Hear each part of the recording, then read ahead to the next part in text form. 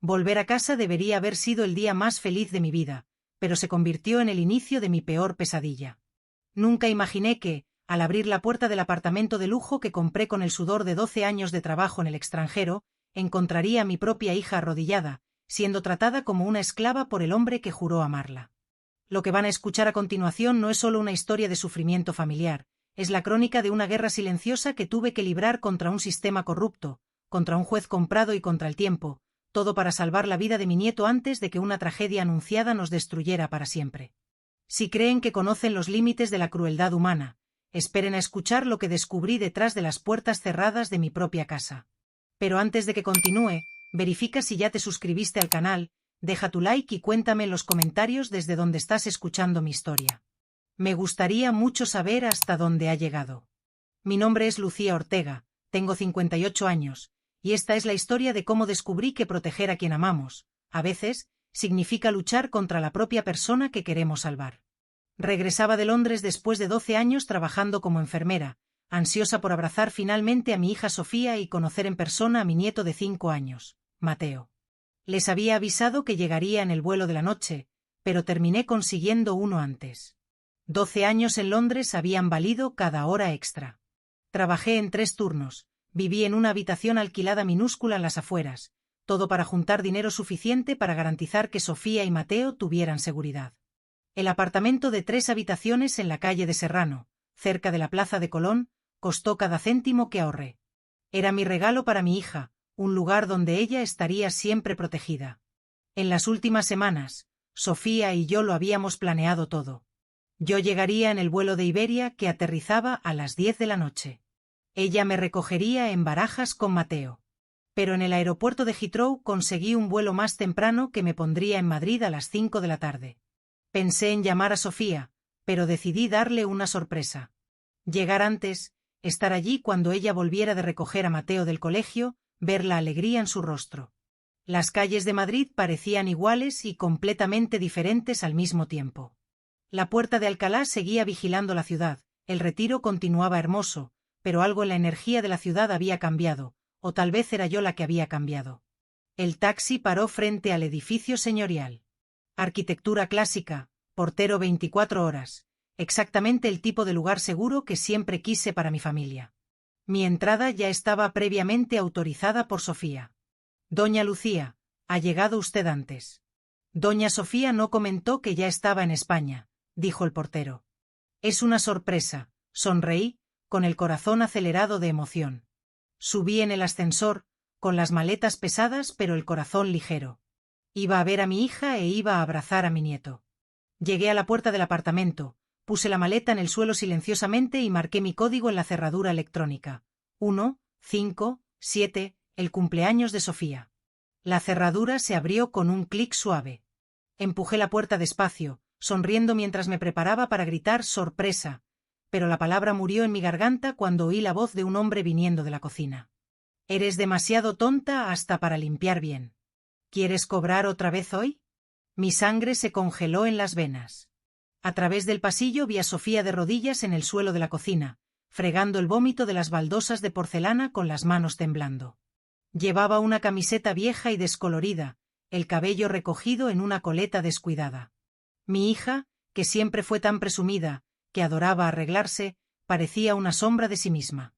Antonio, mi yerno, estaba de pie sobre ella, sosteniendo una botella de cerveza. Ya he dicho que lo voy a limpiar, susurró Sofía con la voz temblando. Solo necesito un minuto más. Siempre necesitas un minuto más, escupió él. Inútil. Si mi madre supiera lo incompetente que eres. Me quedé paralizada en el pasillo. No me habían oído entrar. De repente, la postura de Antonio cambió completamente. Había visto el reflejo de alguien en el cristal del microondas. Su rostro se transformó de la ira cruel a una sonrisa radiante mientras se giraba en mi dirección. Doña Lucía. Ha llegado temprano. Exclamó con falso entusiasmo, corriendo hacia mí. ¡Qué sorpresa maravillosa! Sofía estaba justamente haciendo una limpieza a fondo para su regreso, sabe cómo es ella, siempre queriendo que todo esté perfecto para usted. Sofía se levantó rápidamente, limpiándose las manos en los pantalones vaqueros sucios. Sus movimientos eran frenéticos, desesperados. Tiró el trapo detrás del cubo de basura intentando esconderlo. Mamá, dijo ella, forzando una sonrisa que no alcanzaba sus ojos. No dijiste que ibas a coger un vuelo antes. Iba a buscarte al aeropuerto a las 9. Conseguí una conexión mejor, respondí, aún procesando lo que acababa de ver. Pensé en daros una sorpresa.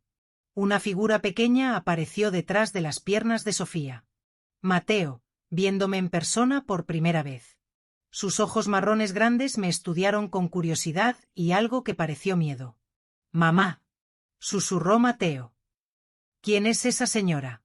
Las palabras me golpearon como un puñetazo en el estómago. A pesar de nuestras videollamadas semanales, yo todavía era una extraña para él. Me agaché a su altura, con voz suave a pesar de la tormenta dentro de mí. Hola, cariño. Soy tu abuela Lucía. ¿Te acuerdas de mí? De nuestras conversaciones por el ordenador. Estaba trabajando lejos, pero ahora he vuelto para quedarme cerquita de ti y de mamá. Mateo escondió la cara contra la pierna de Sofía, asustado. Sofía puso una mano protectora en la cabeza de su hijo, y fue cuando vi un moretón oscuro rodeando su muñeca. La forma de unos dedos marcados en su piel clara. Sofía, ¿qué es eso en tu brazo? Empecé, pero ella rápidamente se bajó la manga de la blusa, lanzándome una mirada que gritaba, ahora no. Antonio me dio una palmada en el hombro con falsa familiaridad, pero con una advertencia clara en los ojos. Anda un poco torpe últimamente, doña Lucía. Ya sabe cómo es, se golpeó con la puerta del armario el otro día. Mujer distraída, soltó una risa hueca. Algo estaba muy, muy mal. La hija segura de sí misma que dejé se había convertido en un animal asustado, constantemente mirando a su marido buscando aprobación. Mi nieto, que debería estar corriendo a mis brazos, se encogía detrás de su madre como si yo fuera una amenaza. De pie en lo que debería haber sido una reunión alegre, un pensamiento cristalizó con absoluta claridad. Necesitaba descubrir qué había pasado con mi familia. Antonio salió para una reunión de negocios, aunque el olor a alcohol sugería otra cosa. Mateo estaba durmiendo la siesta y el apartamento parecía diferente sin su presencia opresora. Sofía se sentó en el sofá del salón, mirando fijamente sus manos. Con la luz de la tarde entrando por las ventanas, los hematomas se hicieron aún más visibles. No solo en los brazos, había marcas de dedos alrededor de las muñecas, un moratón amarillento desapareciendo en el cuello. Sofía, dije suavemente, sentándome a su lado. Cuéntame sobre esos moratones. Y no me digas que fue la puerta de un armario. Te crié yo, eras la niña más cuidadosa que conocí. Ella se encogió, cruzando los brazos defensivamente. No es nada, mamá. Solo unos accidentes tontos. Ando trabajando mucho, cansada, medio despistada. Su voz vaciló, huyendo de mi mirada. Esa no era mi hija segura que solía debatir de política conmigo los domingos. Esa no era la Sofía que fue delegada de clase en la Facultad de Arquitectura. Le tomé la mano gentilmente. Sofía Ortega, usé su nombre completo como cuando era pequeña. ¿Recuerdas lo que prometí el día que naciste? Que siempre te iba a proteger. Esa promesa no tiene fecha de caducidad. La presa se rompió, pero no de la forma que yo esperaba. Sus ojos se llenaron de lágrimas, sí, pero eran lágrimas de rabia. Rabia hacia mí. ¿Protegerme? Prácticamente escupió las palabras. ¿Dónde estabas cuando necesité protección de verdad, mamá? ¿Cuando estaba tan enferma que no lograba levantarme de la cama? ¿Cuando tenía pensamientos de tirarme por la ventana con Mateo en brazos? Sofía, estabas en Londres. Estalló ella, levantándose y caminando de un lado a otro. Me abandonaste aquí con una depresión posparto severa, sin poder cuidar de mi hijo. Sin ti. Cada palabra era una puñalada. Estaba juntando dinero para que tuvierais este apartamento. No necesitaba un apartamento, mamá. Río amargamente. Te necesitaba a ti.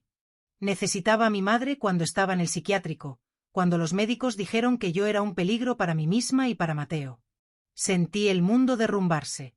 ¿Estuviste ingresada? ¿Por qué no me lo contaste? Te lo conté. Gritó, con las lágrimas corriendo.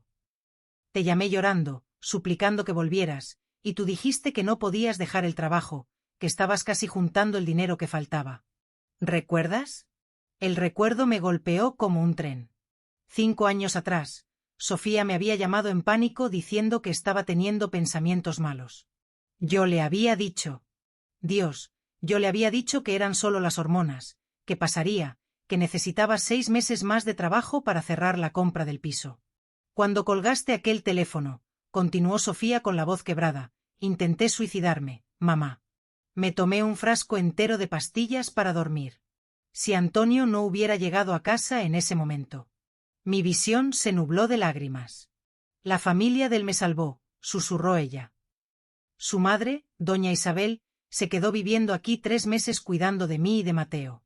Su padre, don Manuel, pagó el mejor psiquiatra privado de Madrid. Sus hermanos se turnaban haciendo la compra, llevando a Mateo al pediatra. Sofía, yo no sabía que era tan grave. ¿Y sabes por qué no lo sabías? Me miró con los ojos rojos. Porque estabas más preocupada por el dinero que por mí. Más preocupada por comprar un piso en el barrio de Salamanca que por estar presente en la vida de tu propia hija. El silencio pesó entre nosotras. Los padres de Antonio hicieron por mí lo que tú deberías haber hecho, dijo Sofía, más calmada ahora, secándose las lágrimas. Así que sí, les ayudo. Hago la limpieza, cocino, cuido de su casa a veces. Es lo mínimo que puedo hacer después de todo lo que hicieron por mí. Pero ¿y los moratones, Sofía? Soy torpe, mamá, interrumpió, su voz volviéndose fría. Y aunque no lo fuera, no es asunto tuyo. Perdiste el derecho a opinar sobre mi vida cuando me abandonaste en el peor momento. Se fue a la habitación y cerró la puerta, dejándome sola en el salón con el peso de mi culpa. Había vuelto para salvar a mi hija, pero descubrí que, en su cabeza, yo era la villana de la historia. Los días siguientes fueron una agonía. Sofía apenas hablaba conmigo. Cuando hablaba, era con una frialdad educada. Antonio, por otro lado, estaba excesivamente amigable. Siempre con una sonrisa, siempre ofreciendo un café, siempre con alguna historia sobre cómo él y su familia salvaron a Sofía. Pero por la noche, cuando él creía que yo dormía, oía cosas que me hacían temblar. En la segunda noche, oí gritos ahogados viniendo de la habitación de matrimonio. Te dije que no dejaras el cuenco en el fregadero. Antonio, claramente borracho. Solo lo dejé en remojo, iba a lavarlo después de que cenaras. El sonido de algo rompiéndose. Sofía sollozando. Eres una inútil. Inútil. Mi madre tenía razón, debería haberte dejado morir en aquel hospital. Salí de la cama, fui hasta su puerta. Mi mano estaba en el pomo cuando oí a Sofía hablar. Perdóname, amor. Prometo que voy a mejorar. Me lo merezco cuando te enfadas conmigo. Soy una carga para ti. Mi corazón se partió en pedazos. Ella estaba pidiendo disculpas. Ella creía que se lo merecía. Volví a mi habitación, lloré en silencio y tomé una decisión. Iba a buscar ayuda profesional. La doctora Elena Ruiz tenía su consulta en Chamberí. Especialista en violencia doméstica y trauma. Le conté todo, la depresión de Sofía, mi ausencia, el rescate de la familia de Antonio, los moratones, la forma en que mi hija defendía a su abusador. La doctora Elena escuchó en silencio, tomando notas ocasionales. Cuando terminé, suspiró pesadamente. Doña Lucía, lo que su hija está demostrando se llama síndrome de Estocolmo. Es cuando la víctima desarrolla apego emocional y lealtad hacia el agresor. Pero ella tiene rabia hacia mí, no hacia él. Exactamente. El cerebro de ella reescribió la narrativa. En su versión, usted la abandonó, la familia de Antonio la salvó. Por tanto, ella les debe lealtad a ellos, no a usted. ¿Eso es real? ¿Eso pasa de verdad? Es extremadamente común en casos de abuso prolongado, especialmente cuando el abuso comenzó en un momento de vulnerabilidad extrema de la víctima. Déjeme explicarle lo que probablemente sucedió.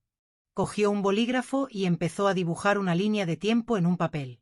Hace 5 años, Sofía estaba en el fondo del pozo emocional. Depresión posparto severa, pensamientos suicidas. Usted lejos. Ella estaba completamente vulnerable, ¿cierto? Asentí, secándome las lágrimas. Ahí aparece la familia de Antonio. No para ayudar de verdad, sino para crear dependencia. La salvan, pero esa salvación viene con un precio que ella solo percibe después: gratitud eterna, servidumbre, obediencia. Pero ella es inteligente. Era arquitecta, doña Lucía. La inteligencia no protege a nadie de la manipulación psicológica cuando la persona está vulnerable. Piense así, imagine a alguien muriendo de sed en el desierto. Si alguien aparece con agua, esa persona va a estar eternamente agradecida, aunque después descubra que esa misma persona que trajo el agua fue quien la abandonó en el desierto para empezar. La metáfora me golpeó de lleno. En el caso de Sofía, continuó la psicóloga, la familia de Antonio deliberadamente creó una deuda emocional impagable. No la ayudaron por bondad, ayudaron para tener poder sobre ella. ¿Cómo la saco de esta situación? La doctora negó con la cabeza lentamente. No es simple. Si usted confronta a Sofía directamente, ella la va a expulsar de su vida. Si llama a la policía, ella va a decir que los moratones son accidentales y usted perderá cualquier oportunidad de ayudarla. Entonces, ¿qué hago? ¿Me quedo mirando cómo golpean a mi hija? Usted reconstruye la confianza de ella poco a poco. Muéstrele que está presente ahora, que entiende que se equivocó, que no se va a ir de nuevo. Y cuando ella sienta seguridad emocional con usted nuevamente, ahí tendrá fuerza para ver la verdad sobre la familia de Antonio. ¿Cuánto tiempo lleva esto? Meses, tal vez años. Pero no hay atajo, doña Lucía. Su hija está en una prisión psicológica y la llave de esa prisión está en su cabeza, no en su mano. Salí de la consulta con un nudo en la garganta, pero también con un plan. Iba a hacer lo que la psicóloga mandó, reconstruir el puente con mi hija, piedra a piedra, aunque me llevara el resto de la vida. Seguí el consejo de la doctora Elena al pie de la letra. Dejé de confrontar a Sofía sobre los moratones. Dejé de hacer preguntas sobre Antonio. En vez de eso, empecé con cosas pequeñas. Sofía, voy a hacer esa tortilla de patatas que te encantaba. ¿Quieres ayudarme? En los primeros días ella rechazaba, pero persistí. Sofía, vi que hay una grieta en el azulejo. ¿Puedo llamar a alguien para arreglarlo? Mateo, ¿quieres ver esos dibujos que mamá veía cuando era pequeña? Creo que puedo descargarlos para verlos juntos. Poco a poco, muy poco a poco, las barreras empezaron a bajar. Una tarde, Mateo me pidió que le leyera un cuento. Fue la primera vez. Sofía estaba en la cocina y lo oyó. No dijo nada, pero vi sus ojos humedecerse. Otro día preparé un cocido madrileño. El olor llenó el apartamento. Sofía apareció en la cocina, inhalando el aroma. ¿Es la receta de la abuela? Preguntó bajito. La misma. ¿Recuerdas cuánto te gustaba? Por primera vez en semanas, ella sonrió. Una sonrisa verdadera. ¿Puedo probar? Claro, hija. Comimos juntas en la mesa de la cocina. Mateo devoró el plato. Antonio estaba fuera en uno de sus compromisos. Mamá, dijo Sofía de repente, mirando al plato. Yo fui muy dura contigo aquel día. No, Sofía. Tenías razón. No estaba aquí cuando más me necesitaste. Pero estabas trabajando para darnos una vida mejor. Eso no justifica nada. No justifica haberte dejado sola pasando por aquello. Le tomé la mano. Perdóname, hija. De corazón, me equivoqué mucho. Ella apretó mi mano de vuelta, con las lágrimas cayendo. Gracias por haber vuelto, susurró. Fue el comienzo de la reconexión. Pero la reconexión emocional no significaba que el abuso hubiera parado. Y en los meses siguientes fui forzada a presenciar horrores que cargaré por el resto de la vida. Era un jueves por la noche. Antonio llegó a casa borracho a las 11. Sofía había dejado su cena caliente en el horno. Oí cuando él entró en la cocina. Silencio. Después, Sofía, ven aquí. Ella corrió desde el salón. Yo la seguí discretamente, quedándome en el pasillo donde podía oír pero no ser vista. ¿Qué es esto? La voz de él era peligrosamente calmada. Tu cena, amor. Pollo con patatas, como te gusta. Está frío, pero lo dejé en el horno caliente. Juro que quieres matarme, ¿es eso? ¿Hacerme comer comida fría para que enferme? Antonio, no, yo. El sonido de un plato rompiéndose en el suelo. Sofía dio un grito ahogado. Limpia eso con la lengua. Mi sangre hirvió. Iba a entrar en la cocina, pero recordé el consejo de la doctora Elena: si confrontas ahora, lo pierdes todo. Me quedé paralizada, temblando de rabia, impotente, mientras oía a mi hija suplicando: Antonio, por favor, Mateo se va a despertar. Limpia. Silencio. Después, sonidos que intentaré olvidar por el resto de mi vida. Mi hija en el suelo, limpiando comida entre cristales rotos. Cuando Antonio finalmente se fue a la habitación, encontré a Sofía aún en la cocina, sentada en el suelo rodeada de trozos, llorando en silencio. Me agaché a su lado sin decir nada y empecé a recoger los cristales. Mamá, susurró, no se lo cuentes a nadie. Por favor.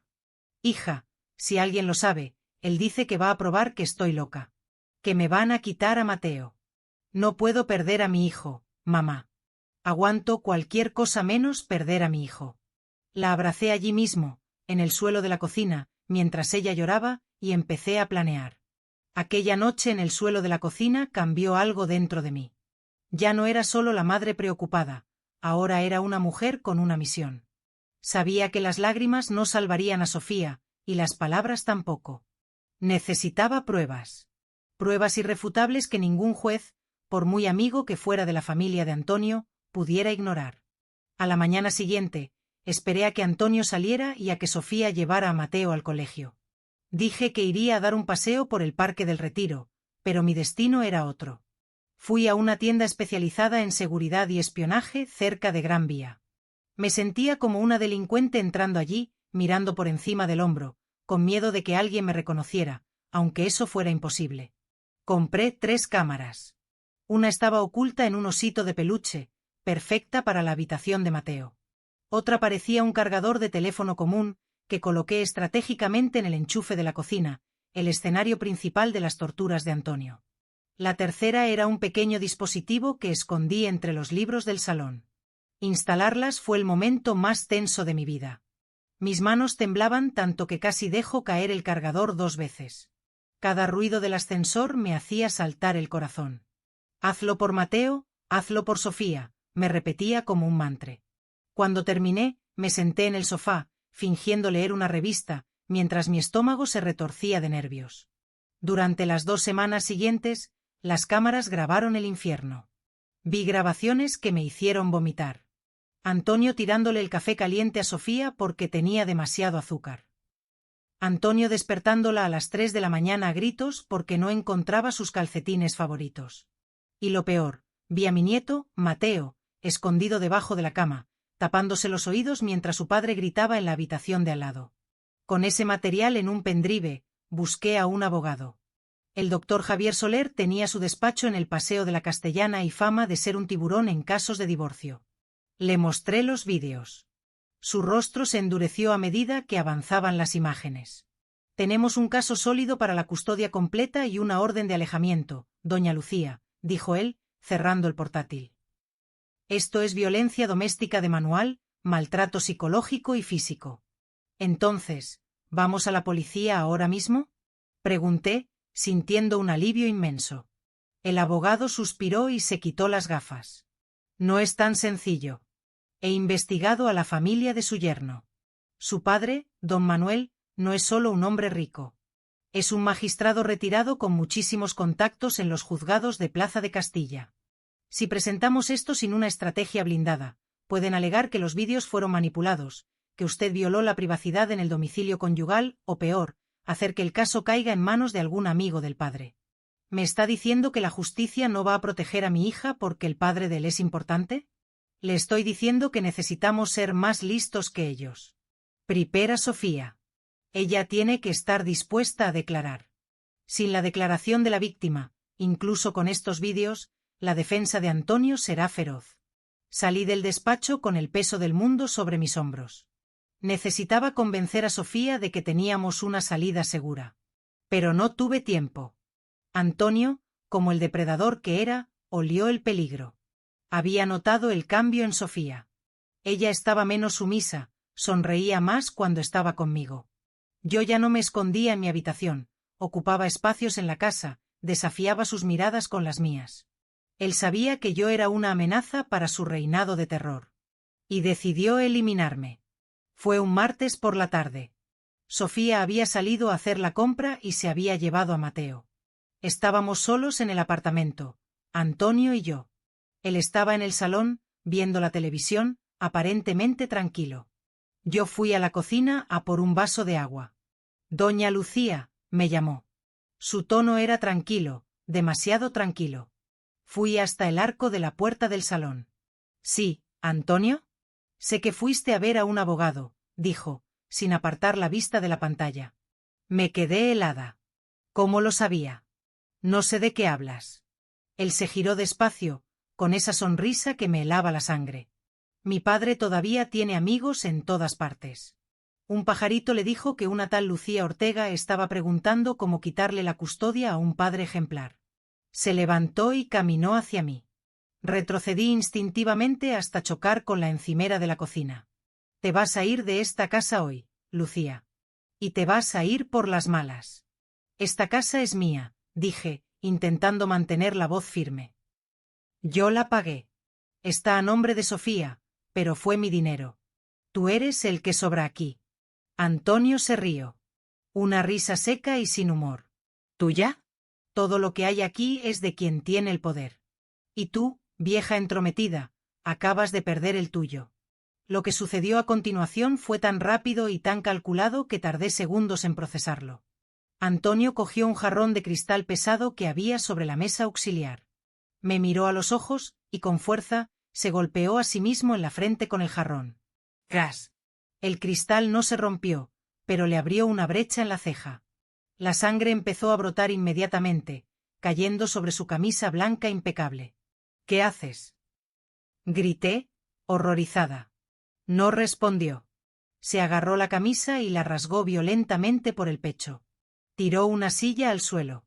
Y entonces, empezó a gritar como si lo estuvieran matando. ¡Auxilio! ¡Ayuda! ¡Está loca! Por favor, que alguien me ayude. Estás enfermo. Grité, retrocediendo hacia el pasillo. Antonio sacó su móvil y marcó el 091, el número de la Policía Nacional. Policía, por favor, vengan rápido. Calle de Serrano. Mi suegra me está atacando. Tiene un cuchillo. Está fuera de sí, me ha abierto la cabeza. Por favor, tengo miedo por mi vida. Colgó y me miró, con la cara ensangrentada y una expresión de triunfo absoluto. A ver a quién creen, Lucía. ¿A un respetable empresario herido en su propia casa o a una vieja que abandonó a su hija durante 5 años? Intenté correr a la habitación para coger mi móvil, para llamar a Sofía, para hacer algo, pero él me bloqueó el paso. Tú te quedas aquí hasta que llegue el espectáculo. 10 minutos después, que parecieron 10 horas, el timbre sonó frenéticamente. Abraham. Policía Nacional. Antonio corrió a abrir la puerta. 2 agentes uniformados entraron con las manos en las porras. La escena que encontraron estaba perfectamente montada. Antonio sangrando profusamente, la camisa rota, muebles tirados, y yo, de pie en la cocina, temblando y pálida. Agentes, gracias a Dios. Jadeó Antonio, fingiendo estar al borde del desmayo. Me ha atacado. Empezó a decir cosas sin sentido y se me lanzó encima con ese jarrón. Eso es mentira. Grité, dando un paso adelante. Él se golpeó solo. Es una trampa. Señora, quietas las manos. Ordenó uno de los policías, un hombre alto y severo. Aléjese de él ahora mismo. Pero agente, escúcheme, él me está maltratando a mí y a mi hija. Míreme. Lloriqueó Antonio, señalando su herida. Casi me mata. Mi mujer no está, gracias a Dios mi hijo tampoco. Lleva días amenazándome, diciendo que esta casa es suya, que me va a echar. Creo que tiene demencia senil o algo, agentes. Es muy agresiva. El policía me miró con desconfianza. A sus ojos, yo era la agresora. La sangre de Antonio era la prueba. Señora Lucía Ortega, queda detenida por un presunto delito de violencia doméstica y lesiones. Tiene derecho a guardar silencio. No. Tengo cámaras. Grité desesperada mientras el otro agente me esposaba las manos a la espalda. Tengo cámaras en la casa. Lo han grabado todo. Antonio palideció por un segundo, pero se recuperó rápido. ¿Cámaras? ¿De qué habla? Está delirando, agentes. Ve espías por todas partes. Es parte de su enfermedad. Están en el oso de peluche. En el enchufe. Supliqué mientras me empujaban hacia la salida. Revisen el enchufe de la cocina. El agente que estaba con Antonio miró el enchufe. Era un cargador negro, normal y corriente. Aquí no hay ninguna cámara, señora. Vamos. Me sacaron del edificio esposada, como a una criminal. Los vecinos se asomaban. El portero miraba con la boca abierta. Me metieron en el coche patrulla justo en el momento en que Sofía doblaba la esquina con Mateo de la mano. Vi cómo se le caían las bolsas de la compra al suelo. «¡Mamá!», gritó ella, corriendo hacia el coche patrulla. Un policía la detuvo. «Señora, su madre ha agredido brutalmente a su marido. Se la llevamos a comisaría». Sofía miró hacia la entrada del edificio y vio a Antonio salir, con una toalla presionada en la frente ensangrentada, poniendo cara de víctima sufridora. «¿Antonio?», sollozó ella, confundida y aterrorizada. «Casi me mata, Sofía», gritó él desde la puerta. «Tu madre se ha vuelto loca. Te dije que era un peligro para Mateo». Desde la ventanilla trasera del coche policial, vi la duda en los ojos de mi hija. Antonio la abrazó, manchándola con su sangre, y ella lloró en su hombro, mirando con horror hacia mí.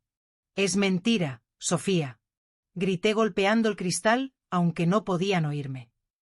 «Revisa las cámaras. Revisa el osito de Mateo». El coche arrancó. Mientras nos alejábamos, sentí un frío terrible en el estómago. No porque estuviera detenida, sino porque me di cuenta de algo. Antonio no solo quería echarme. Quería desacreditarme totalmente para que, cuando yo intentara usar los vídeos del maltrato, si es que lograba recuperarlos, nadie me creyera. Quería pintarme como la abuela loca y violenta. En la comisaría de Moratalaz, me quitaron mis pertenencias. Me sentaron en una sala fría de interrogatorios. Horas después, entró un hombre vestido de traje. No era un policía. «Doña Lucía», dijo, sentándose frente a mí y colocando una carpeta sobre la mesa. «Soy el abogado de la familia de Antonio. Vengo a ofrecerle un trato». «Quiero a mi abogado», dije, temblando de frío y rabia. «Su abogado no puede ayudarla ahora. Antonio ha presentado cargos graves. Intento de homicidio, lesiones.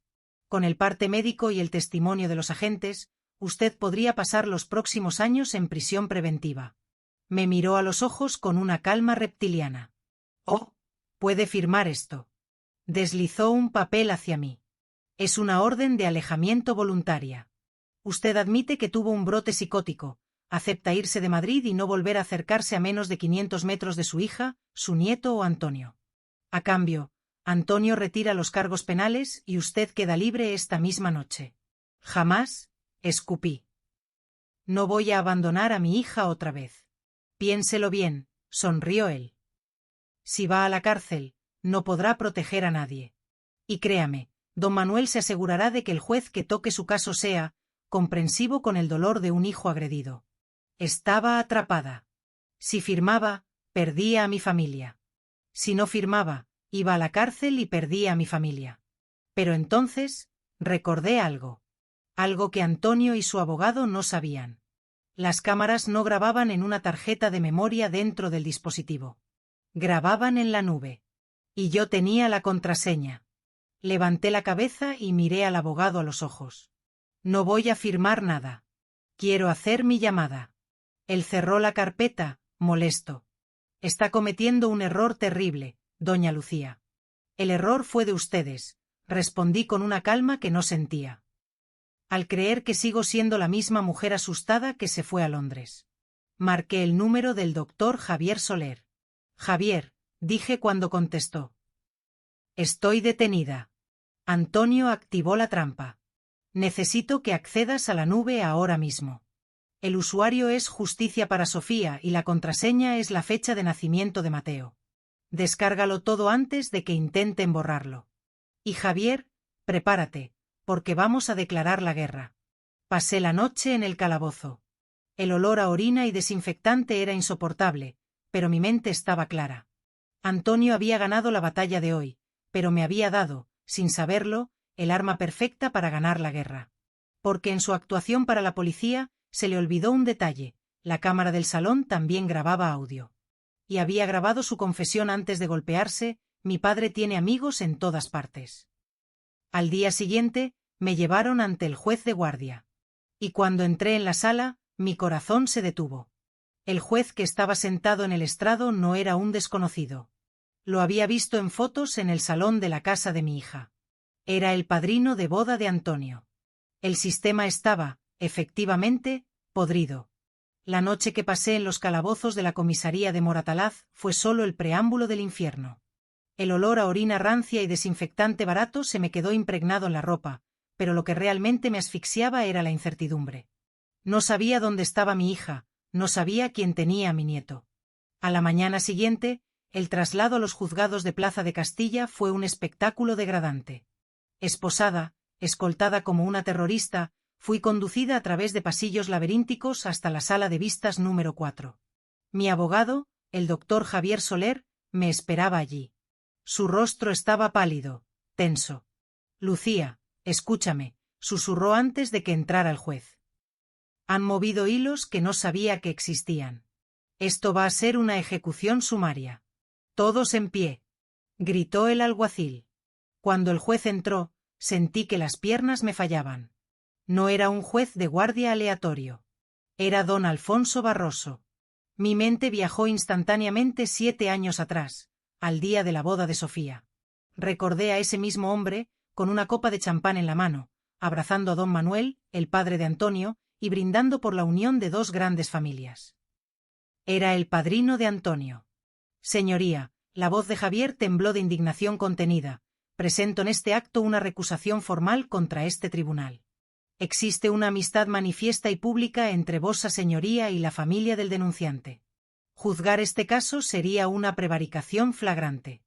El juez Barroso se acomodó la toga con una lentitud exasperante. Me miró por encima de sus gafas, con unos ojos fríos, carentes de cualquier humanidad.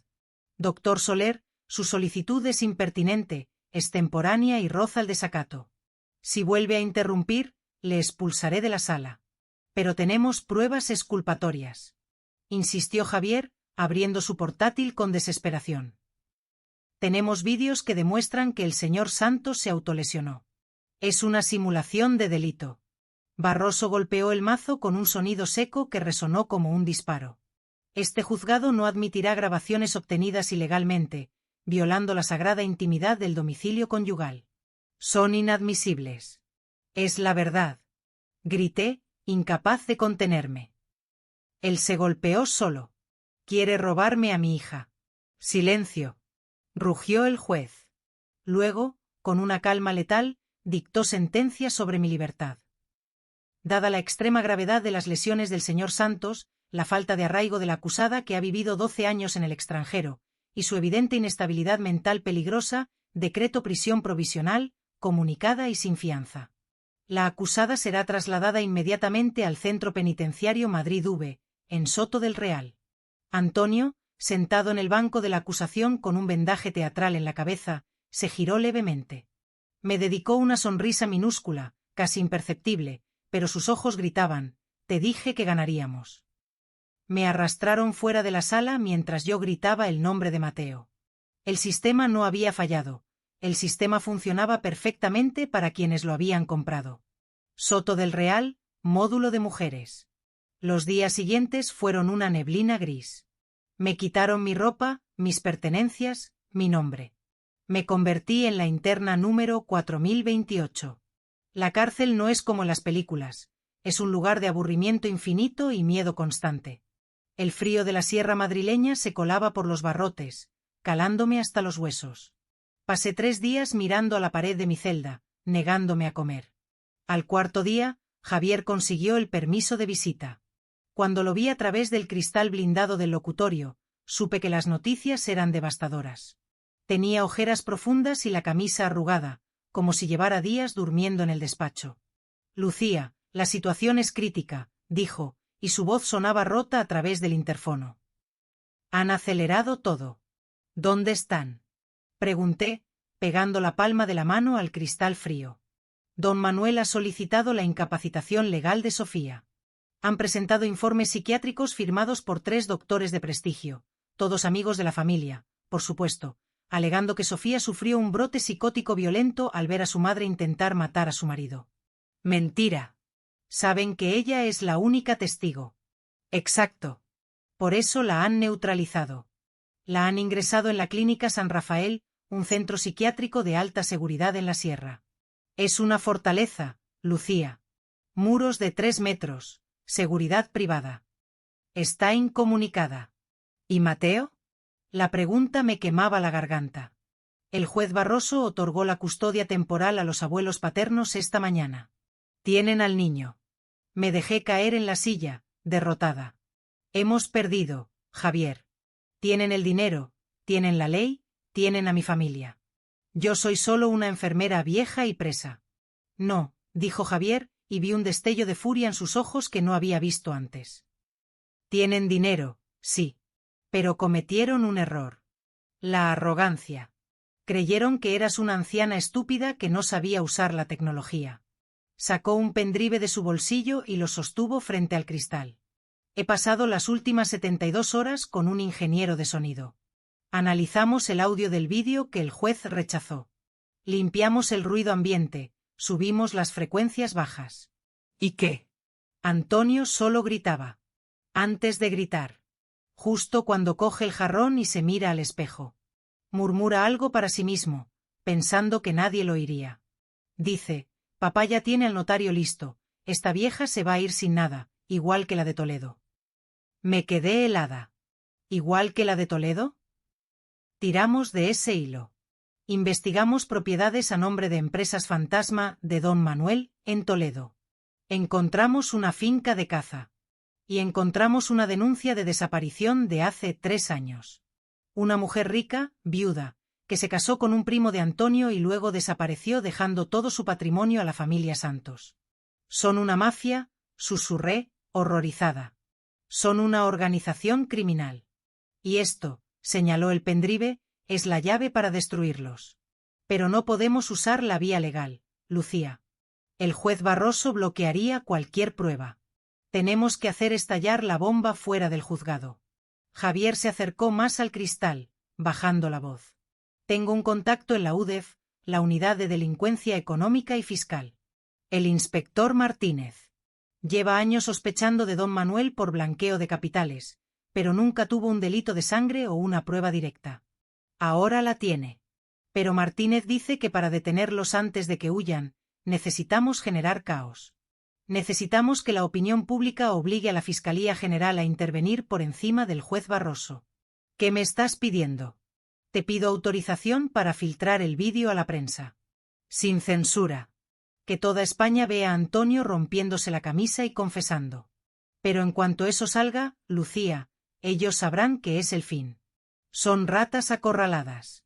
Podrían intentar huir con el dinero, y con Mateo. El miedo me paralizó por un segundo. Era una apuesta a todo o nada. Si fallábamos, nunca más vería a mi nieto. Pero si no hacíamos nada, ya los había perdido. Miré a Javier a los ojos. Hazlo. Quémalo todo. Que no quede piedra sobre piedra. Esa misma noche, el módulo de mujeres estaba inusualmente silencioso. Todas estaban frente al televisor de la sala común. El telediario de máxima audiencia interrumpió su emisión. Exclusiva nacional, el escándalo que sacude a la alta sociedad madrileña. Y allí estaba. La cara de Antonio, nítida, cruel. El sonido de su voz confesando la trama. El golpe con el jarrón. La actuación patética llamando a la policía. Sentí una mano en mi hombro. Me giré. Era la gitana, la reclusa más temida del módulo, una mujer que controlaba todo lo que pasaba dentro. ¿Ese es tu yerno, rubia? Preguntó, señalando la pantalla. Asentí, temblando. Pues menuda basura, dijo ella, y luego sonrió mostrando un diente de oro. Tranquila, madre. Mañana desayunas en la calle. Y a ese perro le vamos a guardar un sitio caliente en el infierno. Pero yo sabía que la libertad no era el final. La verdadera guerra empezaba ahora. Porque mientras yo veía la televisión en la cárcel, mi hija seguía secuestrada en una clínica en las montañas, y mis enemigos tenían los pasaportes listos. El amanecer del día siguiente no trajo el sol, sino una tormenta mediática y judicial sin precedentes en España. A las 7 de la mañana, la puerta de mi celda se abrió con un estruendo metálico. No era el funcionario habitual con el recuento y el café aguado. Era el propio director del centro penitenciario de Soto del Real, acompañado por 2 agentes de la Guardia Civil. El hombre, que días antes me había mirado con desdén, ahora evitaba mis ojos, visiblemente nervioso. Señora Ortega, dijo, carraspeando, recoja sus pertenencias. El Consejo General del Poder Judicial se ha reunido de urgencia esta madrugada.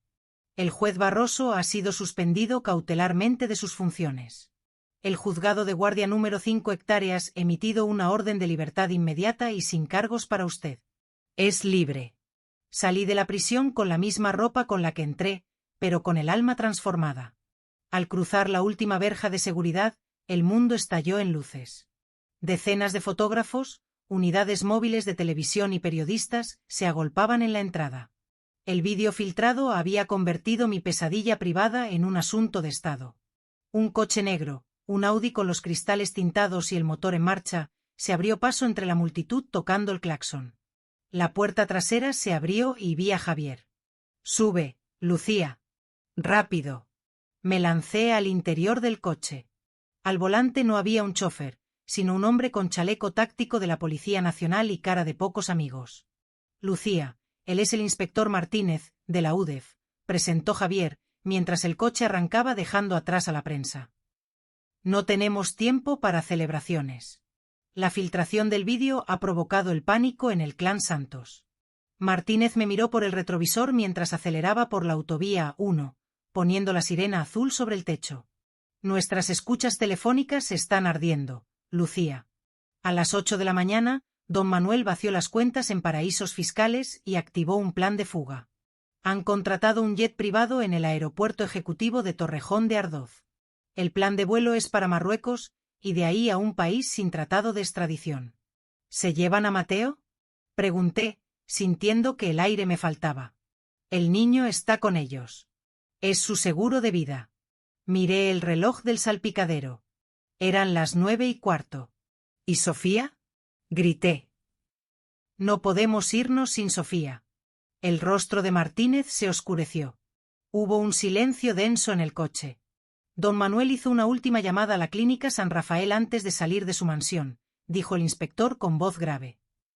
Le dijo al director del centro, limpia los cabos sueltos. La chica no puede hablar.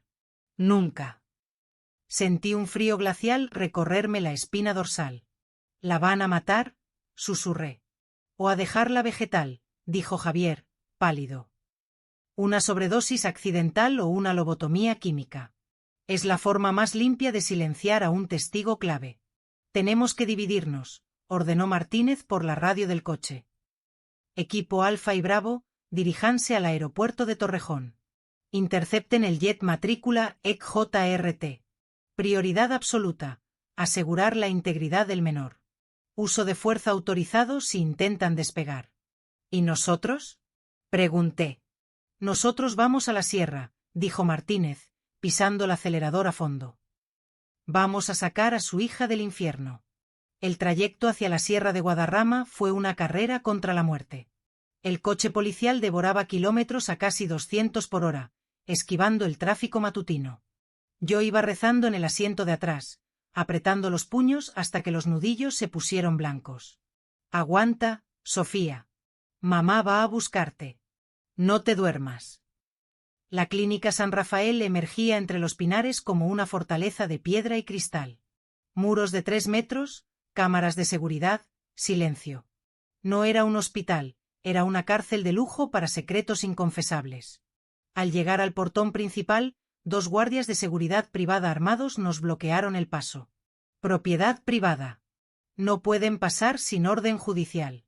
Gritó uno, echando mano a su funda. Esto es una operación policial en curso por intento de asesinato. Rugió Martínez por el megáfono. Habrán o entramos con todo. Los guardias dudaron. Martínez no esperó. Dio marcha atrás unos metros y embistió el portón de hierro forjado con el coche blindado. El estruendo del metal retorciéndose resonó en todo el valle. El coche entró humeante en el patio empedrado. Saltamos del vehículo antes de que se detuviera por completo. 2 coches patrulla más llegaron derrapando detrás de nosotros. Lucía, quédese detrás de mí, gritó Martínez, desenfundando su arma reglamentaria. Entramos. Corrimos hacia la entrada principal. La recepcionista gritó al ver las armas. Martínez la agarró por el brazo. ¿Dónde está Sofía Ortega? Ahora. La mujer, aterrorizada, señaló hacia el ascensor. 3ª planta. Ala este. Sala de terapia intensiva. El doctor Velasco está con ella. Dijo que era un procedimiento de emergencia. El ascensor tardaba demasiado. Subimos las escaleras de 3 en 3. Mis pulmones ardían, mis piernas temblaban por los días de inactividad en la cárcel, pero la adrenalina me empujaba. Llegamos a la 3ª planta. Un pasillo largo, blanco, aséptico. Al final, una puerta doble con una luz roja encendida. No pasar. ¡Policía!, gritó Martínez, pateando la puerta doble. La escena que encontramos se me quedará grabada a fuego hasta el día que me muera. Sofía estaba atada de pies y manos a una camilla. Estaba consciente, pero sus ojos estaban desorbitados, llenos de un terror mudo. A su lado, un hombre con bata blanca, el doctor Velasco, sostenía una jeringuilla grande llena de un líquido lechoso. Estaba a centímetros del brazo de mi hija. «Suéltela», gritó Martínez apuntando a la cabeza del médico. «¿Al suelo o disparo?». El médico se sobresaltó tanto que la jeringuilla voló de su mano y se estrelló contra el suelo, esparciendo el veneno químico por las baldosas. Levantó las manos, temblando como una hoja. Solo seguía órdenes. Dijeron que era sedación paliativa. Yo no esperé a que lo esposaran. Me lancé sobre la camilla. «Sofía, hija mía». Su piel estaba helada. Me miró, pero parecía no verme. Las pupilas estaban dilatadas. «Mamá», su voz era un hilo pastoso, arrastrando las sílabas. «¿Ya estoy en el cielo?». «No, mi amor. Estás aquí. Estás conmigo». Empecé a arrancar las correas de cuero que la ataban, llorando de rabia y alivio. «Nadie te va a volver a tocar. Nadie». Mientras los agentes se llevaban al médico esposado, la radio de Martínez cobró vida con un sonido estático. «Inspector, aquí líder Alfa desde Torrejón. Objetivo interceptado». «Repito, objetivo interceptado». Martínez se llevó la radio a la boca. «Informe de situación». «¿Y el niño?». Hubo una pausa de 2 segundos que parecieron 2 siglos. El jet estaba en cabecera de pista. Tuvimos que cruzar los vehículos. Detenidos don Manuel Santos, Isabel Santos y Antonio Santos. Antonio intentó usar al niño como escudo humano. Mi corazón se detuvo. Pero fue neutralizado por el equipo táctico. El niño está ileso. Repito, Mateo está ileso y bajo custodia policial segura. Me abracé al cuerpo frágil de Sofía y solté un grito que era mitad llanto, mitad aullido de victoria. En esa habitación blanca y fría, el imperio de los santos acababa de derrumbarse. 6 meses después. La operación Telaraña destapó las alcantarillas de la élite madrileña. No solo cayeron los santos. Cayeron notarios que falsificaban firmas, directores de banco que blanqueaban dinero y, por supuesto, el juez Barroso y el doctor Velasco. El juicio se celebró en la Audiencia Nacional debido a la magnitud de la trama criminal. Yo estuve allí cada día, sentada en primera fila. Pero el día más importante fue cuando Sofía entró a declarar. Ya no era la mujer rota de la clínica. Aún estaba delgada, y sus manos temblaban ligeramente, pero caminaba con la cabeza alta. Cuando se sentó frente al micrófono, no miró a Antonio, que la observaba desde el cristal blindado de los acusados con odio puro. Miró al tribunal. «Durante 5 años», dijo Sofía con voz clara, «me hicieron creer que yo no valía nada. Que mi depresión era locura. Que mi miedo era histeria. Me robaron mi casa, mi dinero y mi voz. Pero cometieron un error. Subestimaron el amor de mi madre. y subestimaron mi voluntad de sobrevivir para ver crecer a mi hijo. Las condenas fueron históricas, resonando en todos los telediarios del país. Antonio Santos, 28 años de prisión por violencia de género habitual, detención ilegal, estafa continuada y tentativa de homicidio. Don Manuel Santos, 35 años, considerado el cerebro de la organización criminal.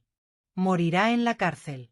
Doña Isabel, 20 años como cómplice necesaria y encubridora. El juez Barroso y el doctor Velasco, 15 años de inhabilitación y prisión. Recuperamos el piso de la calle Serrano. Entramos una última vez solo para recoger los juguetes de Mateo y las fotos familiares. El aire allí seguía pesando. Lo vendimos 2 semanas después. No queríamos el dinero sucio, así que lo usamos para empezar de cero, lejos de los fantasmas. Han pasado 2 años desde aquel día en la clínica. Vivimos en una casa adosada en Majadahonda, una zona tranquila, con un pequeño jardín lleno de rosales que yo misma cuido. Es domingo por la tarde y el sol de primavera inunda el salón. Estoy en la cocina terminando de glasear un pastel. A través de la ventana veo a Mateo, que ya ha cumplido 8 años. Está más alto, más fuerte.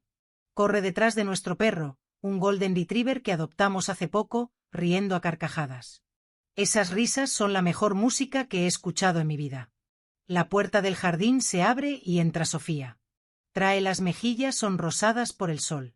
Ha empezado a estudiar psicología a distancia. Dice que quiere ayudar a otras mujeres a detectar las jaulas de oro antes de que se cierren los cerrojos. Huele a tu tarta de limón, dice ella, robando un poco de crema con el dedo. Lávate las manos, que vamos a merendar, le regaño cariñosamente. Se acerca a mí y me abraza por la espalda, apoyando la cabeza en mi hombro. Gracias, mamá, susurra. ¿Por qué, hija? Por volver antes. Por no creerte sus mentiras. Por derribar la puerta. Me giro y le acaricio la cara, apartando un mechón de pelo de su frente. Ya no veo a la víctima. Veo a una superviviente. Veo a mi hija. Lo haría 1000 veces más, Sofía. Cruzaría océanos y derribaría murallas con las manos desnudas. Porque eso es lo que hacemos las madres. Salimos al jardín con la tarta. Mateo nos ve y corre hacia nosotras. Nos sentamos en la hierba, los 3 juntos, bajo el cielo azul de Madrid. No somos una familia de anuncio. Tenemos cicatrices, tenemos pesadillas de vez en cuando, y hay días en los que el pasado duele. Pero somos libres. Y mientras veo a mi nieto soplar las velas, sé que ganamos. La maldad puede tener dinero, jueces y poder. Pero nunca, jamás, tendrá la fuerza de una familia que decide dejar de tener miedo. Ahora, si te ha gustado esta historia, no olvides suscribirte y activar la campanita para no perderte ningún vídeo nuevo. Si llegaste hasta el final, comenta desde dónde escuchaste mi historia. Gracias y hasta el próximo encuentro.